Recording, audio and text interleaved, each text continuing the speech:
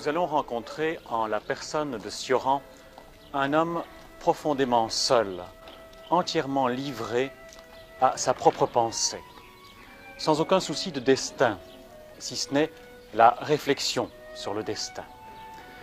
Sioran est roumain de naissance. Aujourd'hui, il est apatride. D'ici quelques jours, il va avoir 63 ans.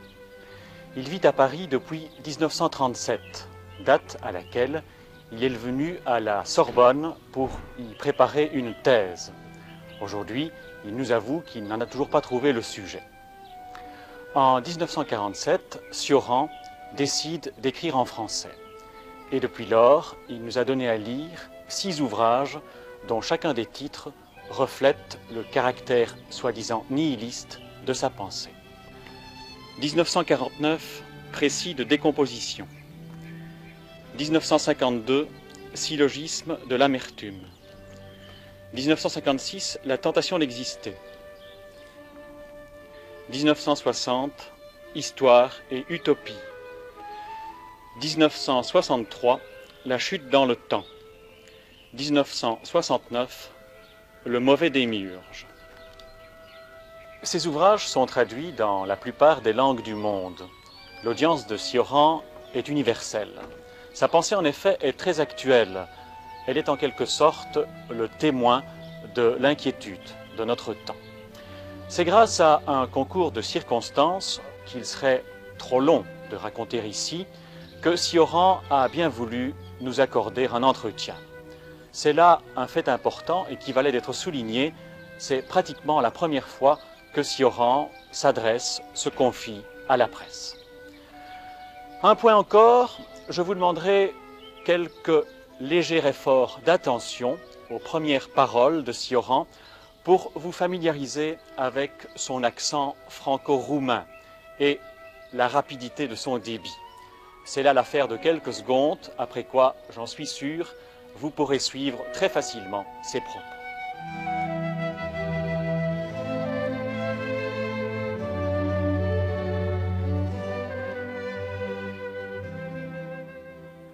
À partir de quel moment vous n'avez pas voulu avoir de destin? De destin. Mais ça, on va dire, depuis que je suis ici, parce que j'ai toujours vécu ici au quartier, comme étudiant. Et même je peux vous dire que jusqu'en 1950, j'étais inscrit, immatriculé à la Sorbonne, et j'ai vécu comme étudiant. J'ai vécu vraiment comme étudiant. En 1950, j'ai été convoqué, on m'a dit, écoutez, vous avez maintenant 40 ans, c'est fini, vous ne pouvez plus manger dans les cantines, etc. Et ça a été pour moi le plus grand coup, je dois dire. C'est-à-dire que j'ai vécu en parasite de l'université alors que je n'avais rien de commun avec cette université. Ça, je crois que ce point est très important pour moi parce que vraiment ça a été un coup terrible sur le plan matériel.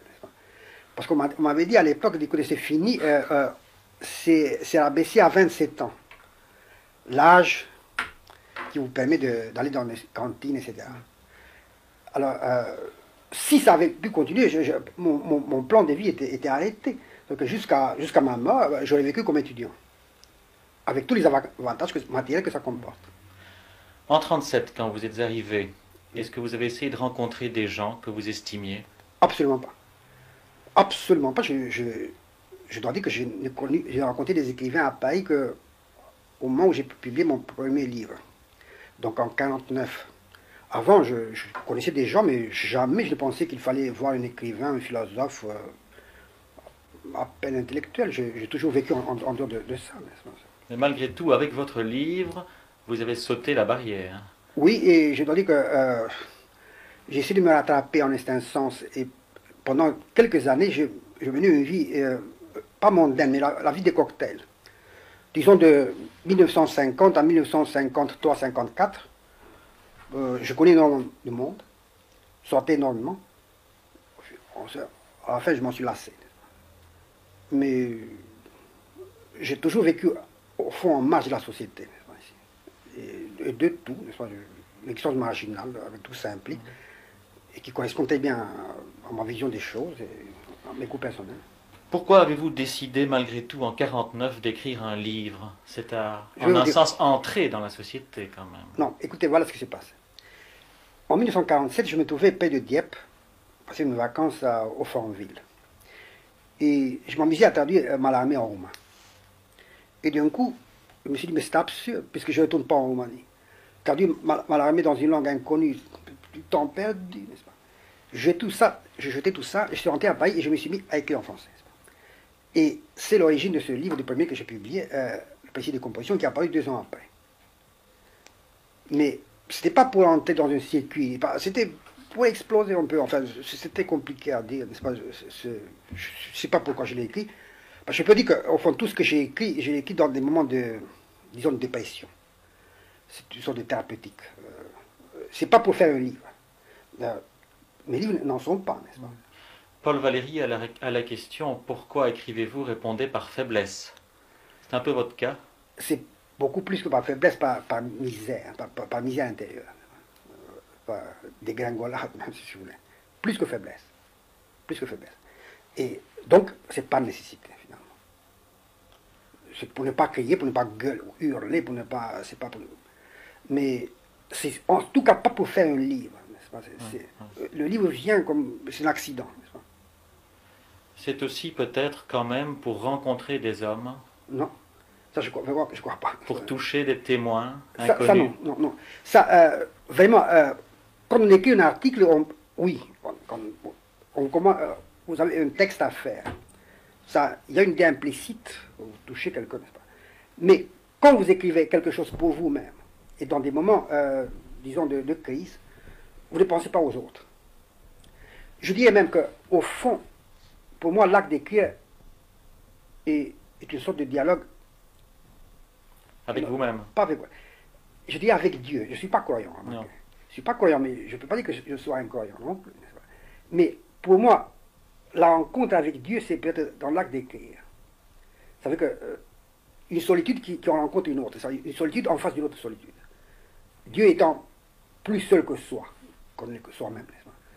Et donc, vous voyez que l'acte d'écrire que théoriquement je méprise, pratiquement, je l'apprécie, enfin je le mets un peu au convoi. On dit que vous êtes nihiliste. Est-ce vrai ou est-ce faux? Qu'est-ce que le nihilisme? Je ne suis pas nihiliste, je suis rien, vous savez, c'était difficile à dire. Je crois que j'ai des accès de nihilisme. Vous savez, c'était difficile à dire. Est-ce qu'on peut dire de Bouddha qu'il est nihiliste? On ne peut pas, n'est-ce pas? On peut le dire. C'était compliqué. Vraiment, je ne vois pas comment je pourrais répondre à cette question en étant tout à fait sincère. Je suis sûrement un négateur, n'est-ce pas? Mais même la négation, n'est-ce pas? C'est une négation. C'est pas une négation abstraite, donc un exercice. C'est une négation qui est viscérale, n'est-ce pas? Qui est donc une affirmation malgré tout, n'est-ce pas? C'est une explosion.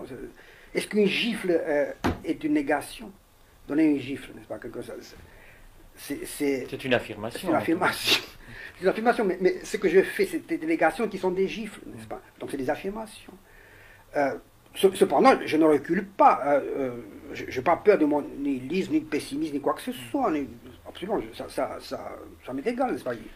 Il y a des côtés nihilistes, mais c'est pas ça. Je ne crois pas que ça soit important. Pourquoi Sioran est-il un révolté?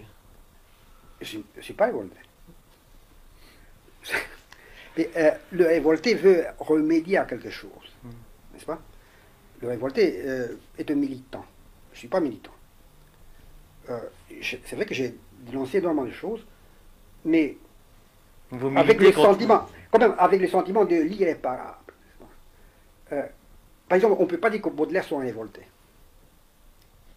Parce qu'il avait justement les sentiments de l'irréparable. Et Pascal non plus, c'est pas un révolté. Il avait les sentiments de l'irréparable. En ce sens, je me sentais près d'eux, n'est-ce pas? Je ne suis pas révolté. Allons plus loin, vous êtes un désespéré. Ça non plus. Ça, comment dire? J'essaye de vous cerner. Hein. Non, parce que vous comprenez, oui, mais tout ça, ça a des implications négatives, n'est-ce pas, comme ça? Comme je vous dis, je ne recule pas. Il est évident que j'ai réussi à ASP, théoriquement, une position qui, disons, est désespérée puisqu'elle elle ne mène à rien, nulle part. C'est inutilisable. Seulement, attention, j'ai toujours voulu être inutilisable. Et ça ne me gêne pas du tout. Et curieusement, ça ne m'empêche même pas de vivre. Puisque j'accepte cette situation. Je ne veux pas en sortir, parce que je ne pense pas qu'il y ait des sorties. Il n'y en a pas. J'ai toujours dit que s'il y avait une sortie, j'aurais trouvé. Il n'y a pas de raison. Je ne suis pas plus bête qu'un autre. J'aurais pu trouver une sortie, mais je trouve qu'il n'y a pas de sortie. Que je me suis employé à regarder les choses. Est-ce que quelqu'un qui est extrêmement sévère comme vous a quand même des sujets, des objets d'admiration, d'amitié? Sans doute, lesquels? La passion de l'amitié. J'ai toujours eu des très grands amis. Mais pas nécessairement dans le milieu littéraire. Par exemple, l'homme que j'ai admiré le plus dans ma jeunesse, c'est un homme qui n'a rien écrit et qui avait sûrement du génie. C'est un romaniste, n'est-ce pas, quelqu'un qui est incapable d'écrire, mais qui est un homme extraordinaire. Alors, vous dites, c'est vous qui l'affirmez, oui, évidemment, mais je crois qu'il faut juger les gens dans l'absolu. Et je n'ai jamais apprécié les gens en fonction de ce qu'ils font, mais toujours en fonction de ce qu'ils sont. C'est comme être et, non pas ce qu'il fait. C'est pour ça que pour moi, quand on dit quelqu'un c'est un raté, il n'a rien fait, ça n'a aucune espèce d'importance. Je ne trouve pas qu'il faille se réaliser. Mais il faut quand même être quelqu'un. En ce sens, je connais des gens extraordinaires dans ma vie, dont on ne parlera jamais dans la littérature, mais ça n'a aucune espèce d'importance. Vraiment, c'est ce qu'un être est. Et je dirais même plus loin. Je crois que sur le plan métaphysique, je dirais, une conversation avec quelqu'un qui a des angoisses personnelles, n'est-ce pas? Disons, une concierge inquiète, elle est plus intéressante qu'un philosophe satisfait de lui-même, n'est-ce pas, infatué, n'est-ce pas? C'est vraiment, j'ai énormément appris dans la vie au contact de toutes sortes d'êtres. Et en ce sens, je peux dire que je n'ai pas énormément fréquenté les milieux intellectuels, ni en Roumanie, ni ici, ni nulle part. J'ai énormément appris d'un tas de gens en dehors de ce circuit intellectuel. Et ça, c'est capital. Alors, je dois dire que j'ai connu, en ce sens, plusieurs êtres qui ont eu une très grosse influence sur moi, surtout dans ma jeunesse. Et aucun n'était écrivain. Aucun, n'est-ce pas? C'était, pour citer plusieurs cas, n'est-ce pas, des gens en fait, qui n'ont je ne sais pas, est-ce qu'il manque des talents, je ne peux pas porter un jugement là-dessus. Mais c'était des êtres auxquels je reconnaissais une nette supériorité sur moi, et qui étaient allés plus loin dans la perception de la réalité, qui étaient plus lucides que moi, donc ils m'étaient supérieurs, et j'étais très content de les fréquenter. Je leur dois énormément. Alors, comme je vous ai dit, ils n'ont rien laissé, ils n'ont rien écrit, mais ça n'a aucune espèce d'importance. Ils ont écrit à travers vous, par procuration. Mais si vous voulez, si vous les avez traduits.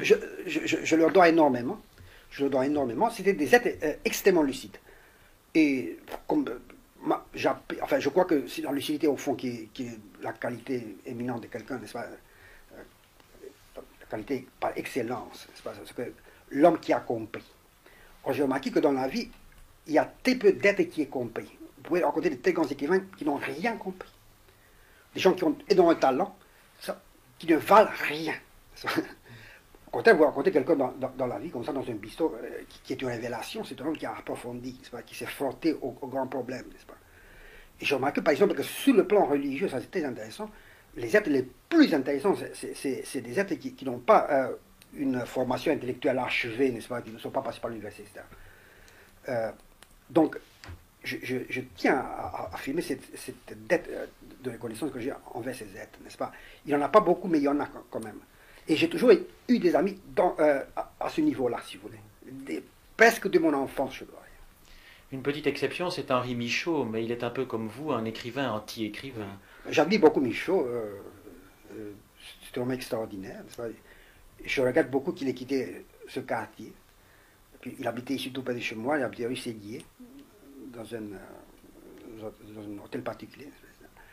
Je le vois maintenant moins, mais c'est un homme admirable qui n'a pas été qui est resté lui-même, qui est admirable parce qu'il peut parler n'importe quoi. Quel point commun avaient Sioran et Michaud? Mais, vous savez, au fond, j'aimais beaucoup observer Michaud. J'aimais le faire parler et j'allais à un certain moment avec lui, je parlais dans un article, il m'a amené, il y a 15 ans, voir des films scientifiques, documentaires, qui ne m'intéressaient pas énormément. Mais je voyais, ce qui m'intéressait, c'est de voir pourquoi Michaud s'y intéressait. C'est des films de biologie, de minéralogie, de tout ce que... Michaud, il prenait un intérêt fervent. Ça. Alors, j'ai compris pourquoi, plus tard, j'ai compris pourquoi dans ses livres sur la drogue, il avait monté tant d'objectivité, tant de soucis d'être objectif scientifique. Il a même un pli scientifique. Et c'est en allant avec lui à ce cinéma scientifique, n'est-ce pas, que j'ai fait la relation tout de suite entre ses livres sur la drogue, vous voyez, et cette culture scientifique. Parce que ces livres sur la drogue, c'est naturellement c'est les livres d'un très grand poète, mais aussi de l'homme de science. Et Michaud a quelque chose de gründlich, c'est l'homme qui voit au fond des choses, qui est très consciencieux et qui voit au fond des choses, qui est très persistant. Il est le contraire de l'écrivain français classique, n'est-ce pas? Même le contraire de Valéry, si vous voulez, bien qu'il ait des points communs. Ça. Mais Michaud veut épuiser un sujet, quel qu'il soit. En ce sens, c'est sûrement un des écrivains les plus profonds. C'est l'homme qui n'a pas essayé d'escamoter ces sujets. La littérature est nécessairement escamotage. En ce sens, il est sorti de la littérature. Vous voyez ce que je veux dire? Est-ce qu'il essayait de vous observer, vous aussi, et de vous épuiser? Je ne crois pas. J'ai cité une chose à propos de lui qui m'avait énormément frappé à l'époque. C'était un soir, il était 2 heures du matin. On avait parlé d'un tas de choses. C'était après un dîner, j'étais quelque part. Et on avait fini par parler du destin de l'homme, comme ça, de grands sujets comme ça. Et la voix de Michaud d'un coup a changé. Et j'ai perçu une sorte d'émotion comme ça. Et vous savez, l'idée de la disparition de l'homme me fait quelque chose. Et il y avait quelque chose de tremblant dans sa voix. Et alors, ça, il y a à peu près 15 ans de là. Et je n'ai jamais pardonné cette émotion. Parce qu'à l'époque, j'étais beaucoup plus gêné que je le suis maintenant. Maintenant, je suis un peu plus fatigué, plus âgé, etc. Je pensais que la disparition de l'homme était une chose qui n'était pas si mauvaise que ça, n'est-ce pas, etc. Et je me rappelle que, sur le coup, j'ai senti une sorte de déception. Pourquoi c'est lamentée la disparition de l'homme? Mais j'ai trouvé ça très beau de la part de Michaud, qu'il ait eu une réaction si sincère et si humaine. C'est si spontané, n'est-ce pas? C'est un homme délicieux. Avec le temps, avec ce que vous voyez autour de vous aujourd'hui, vous êtes encore plus cynique? Vous avez encore plus de raison de l'être? Non, je suis moins cynique parce que, vous savez, au fond, avec l'âge, tout s'épuise, même le cynisme. Moi, je n'ai pas dépassé le cynisme comme attitude théorique. Je ne l'ai pas dépassé. Mais on le dépasse sur le plan affectif, ça veut dire que tous s'usent. C'est que je n'ai aucune raison de revenir sur ce que j'ai écrit. De dire, je me suis trompé, les choses au fond, c'est pas si terrible que ça. Non. Mais les choses qu'on a exprimées, on y croit un peu moins. Pourquoi? Parce qu'elles se détachent de vous.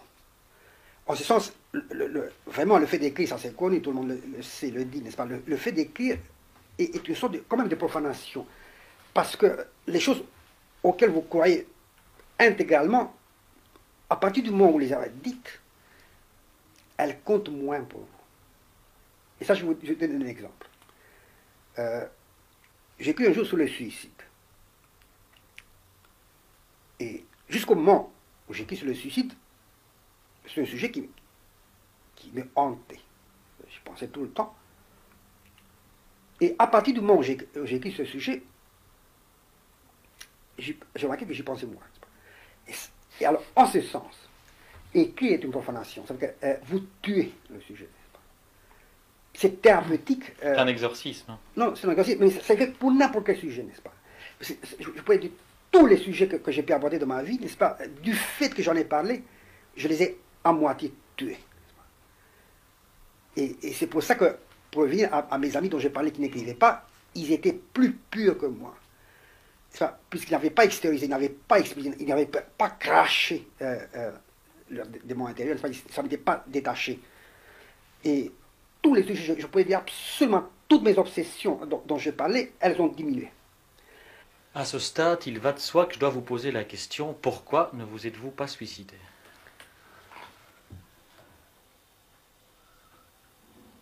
Justement parce que ce qui m'a sauvé, c'est l'idée de suicide. Et sans l'idée de suicide, je me suis sûrement tué.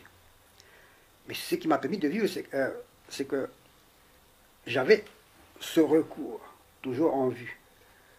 Et vraiment, sans cette idée, je n'aurais pas pu supporter la vie. L'impression d'être coincé ici-bas, mais c'est pas quoi. C'est toujours, pour moi, l'idée de suicide toujours liée à l'idée de liberté. Avec cette idée, je me suis dit, je peux supporter n'importe quoi, puisque tout dépend de moi. Et je dois dire que, contrairement à ce qu'on pense, l'idée de suicide est une idée positive. C'est une idée qui stimulante. C'est pas une fuite? C'est pas une fuite du tout. C'est l'idée, je parle de l'idée, mais c'est l'obsession du suicide. Je ne parle pas du suicide. C'est la pensée du suicide. Le christianisme a fait une énorme faute psychologique en écartant le suicide. Je dis l'idée du suicide. Oui. C'est très important. Tous les moments difficiles de ma vie, j'ai pu les surmonter avec l'idée de cet échappatoire. Et je crois vraiment qu'on peut tout supporter à condition de vivre dans l'intimité de l'idée de suicide. Il n'y a nullement besoin de se tuer. On peut se tuer, évidemment. Mais l'important, c'est d'avoir cette idée. Et le christianisme porte l'immense responsabilité d'avoir discrédité cette idée. En Antiquité, enfin, on sait, n'est-ce pas, les stoïciens, mais pas seulement les stoïciens, vous savez, il y avait un mode de suicide chez les philosophes que je trouve extrêmement intéressant, qui est totalement comment dire, sorti de mode, enfin, qui n'est plus pratiqué par personne, c'est le suicide par la suspension de la respiration, par une sorte d'auto-étouffement. Je trouve que c'est un mode très élégant de se tuer. Mais le problème n'est pas là, ce n'est pas l'acte du suicide, c'est l'idée. Il ne faut pas bannir cette idée. Au contraire, il faut exploiter cette idée. Et je dois dire que j'ai lu avec une avidité énorme, étant jeune, toutes les biographies de suicidés. Enfin, mes héros étaient les gens qui sont des jeunes, etc., qui étaient jeunes, etc. Et j'ai tiré un certain profit, je dois dire, de cette passion pour le suicide. Puisque c'est grâce à cette idée que j'ai pu atteindre cet âge. Jamais je n'aurais pu arriver à 60 ans sans cette idée. Jamais. J'en suis absolument persuadé. Donc, c'est une idée positive. Vous êtes proche de Dostoïevski?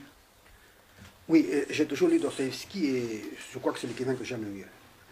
De tous les personnages, de tous les héros de romans, ceux que j'aime le plus, c'est Ivan Karamazov et Stavrogin.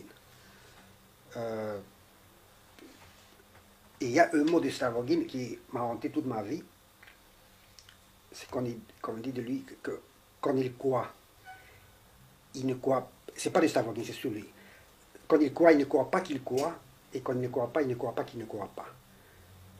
Vraiment, je me suis reconnu dans ce mot.